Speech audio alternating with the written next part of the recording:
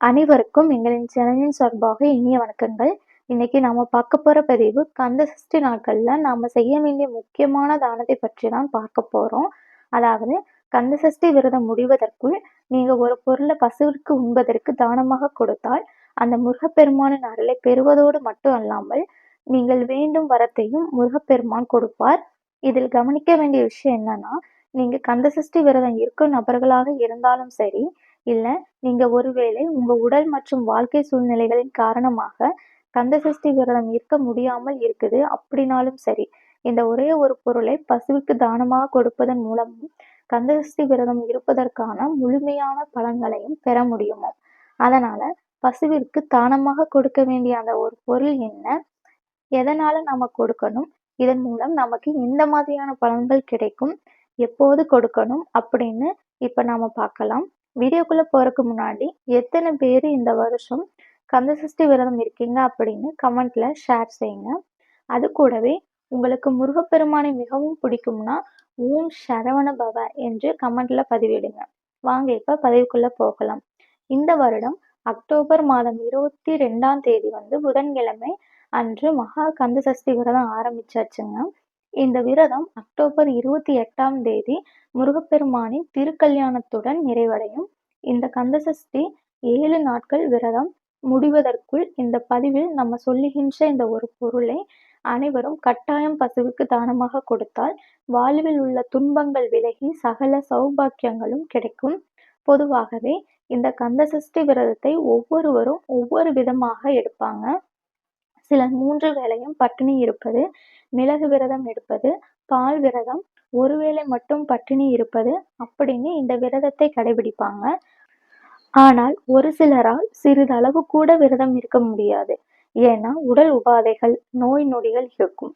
மேலும் வயதானவர்கள் மற்றும் வேலைப்பளு போன்ற காரணங்களாலும் இந்த விரதம் இருக்க முடியாமல் போயிடும். அப்படி கந்த சஷ்டி விரதம் இருக்க முடியாமல் தவிப்பவர்களுக்கும் தான் இப்படி பசுவிற்கு தானம் கொடுத்து விரதத்தின் பலன்களை பெறும் முறை நம் முன்னோர்களால் கூறப்பட்டிருக்குங்க. அந்த வகையில கண்டிப்பாக 100% பசுவிற்கு தானம் கொடுப்பதால் கந்த சஷ்டி விரதத்திற்கான பலன்களையும் முருகனின் அருளையும் பெற முடியும்.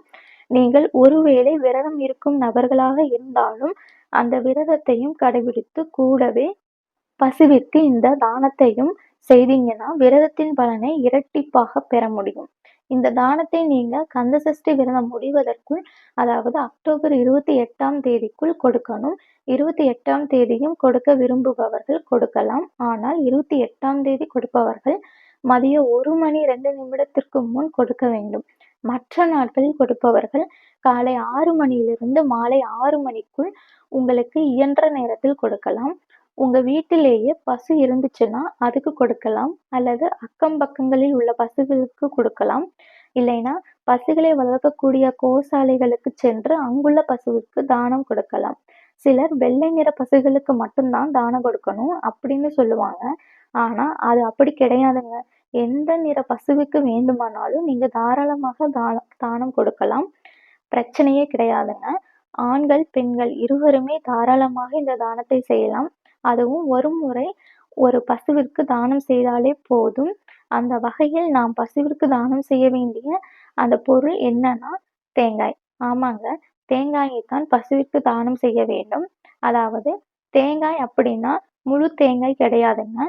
தேங்காயின் உட்புறம் இருக்கக்கூடிய வெள்ளை நிற பூவை எடுத்து அதைத்தான் பசுவிற்கு உண்பதற்கு தானமாக கொடுக்க வேண்டும்.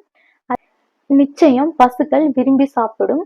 தேங்காயை அதிக அளவாக பசுக்களுக்கு கொடுக்கக்கூடாது. அதனால் தேங்காயின் ஒரு பாதியில் உள்ளதை மட்டுமே கொடுக்கணும்.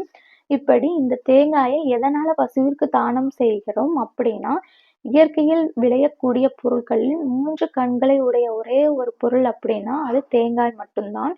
தேங்காயில் உள்ள முடியை அகற்றி பார்த்தீங்கன்னா அதில் 3 கண்களை காண முடியும். அதாவது இது உணர்த்துவது என்ன அப்படின்னா, சிவபெருமானின் நெற்றிக்கண்ணான 3வது கண்ணிலிருந்து முருகப்பெருமான் தீப்பொறிகளாக அவதரித்தார். அதனால்தான் இந்த தேங்காயை கந்த சஷ்டி விரத காலத்தில் ஒரு முறையாவது பசுவுக்கு உண்பதற்கு கொடுத்தால் அப்படி கொடுப்பவர்களுக்கு கோடி புண்ணியம் வாய்க்குமாம். அதனால இந்த அற்புதமான கந்த சஷ்டி விரதத்தை தவற விடாமல் பசுவிற்கு தேங்காய் தானம் செய்யுங்கள். ஓம் சரவண பவ. நன்றி.